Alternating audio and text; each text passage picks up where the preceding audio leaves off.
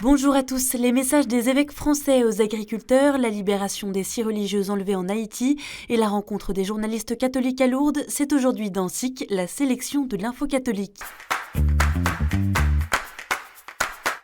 Alors que les agriculteurs continuent de faire entendre leur colère, des évêques français apportent leur soutien au mouvement.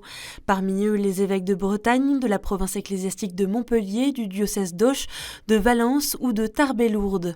Aujourd'hui, la coupe est pleine.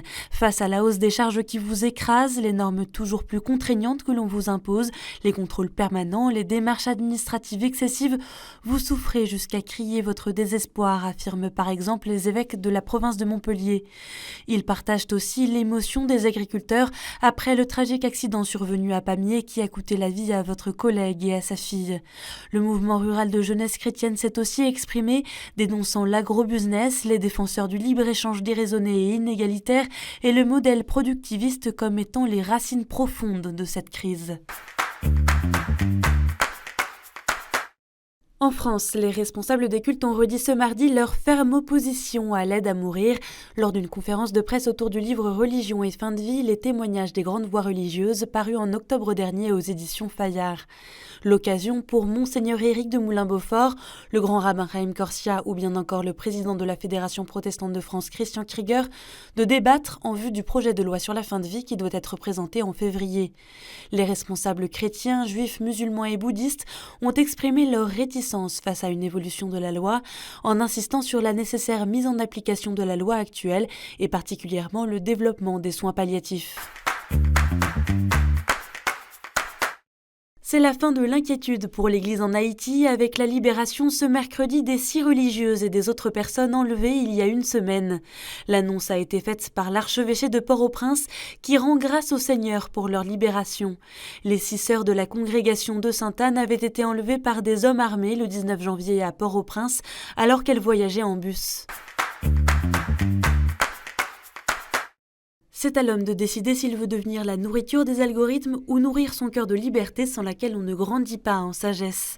C'est l'alerte lancée par le pape François dans son message pour la 58e journée mondiale des communications sociales ce mercredi 24 janvier. Le pape reconnaît les potentiels bienfaits de l'intelligence artificielle, notamment pour le processus de libération de l'ignorance, mais s'inquiète de son utilisation par l'homme qui pourrait en faire un instrument de pollution cognitive, d'altération de la réalité par des récits partiellement ou totalement faux, qui sont crus et partagés comme s'ils étaient vrais.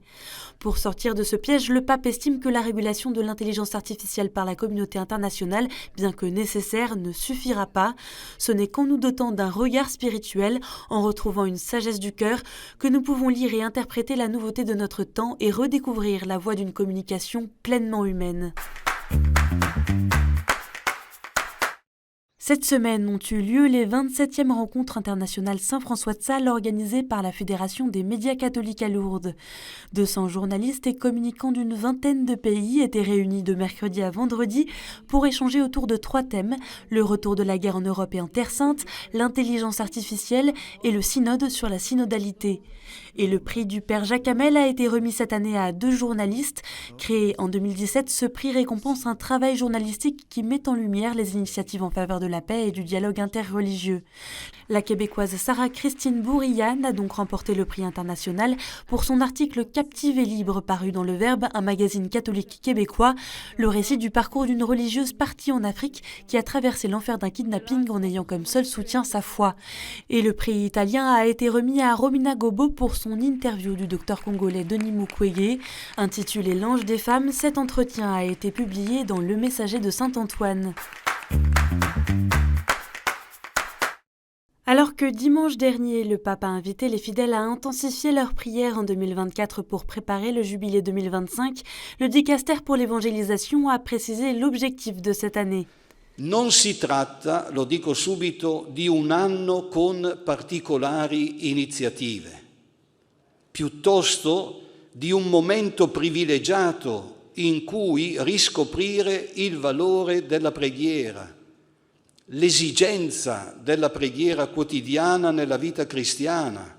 Il s'agit ainsi d'éduquer les personnes d'aujourd'hui à la prière à l'ère de la culture numérique afin que la prière soit efficace et fructueuse. Le dicaster va publier dans les mois à venir une série de documents et d'aides à la prière. Il a annoncé également la mise en place d'une école de prière par le pape François avec plusieurs moments de rencontre en groupe pour prier ensemble et mieux comprendre les différentes formes de prière qui existent.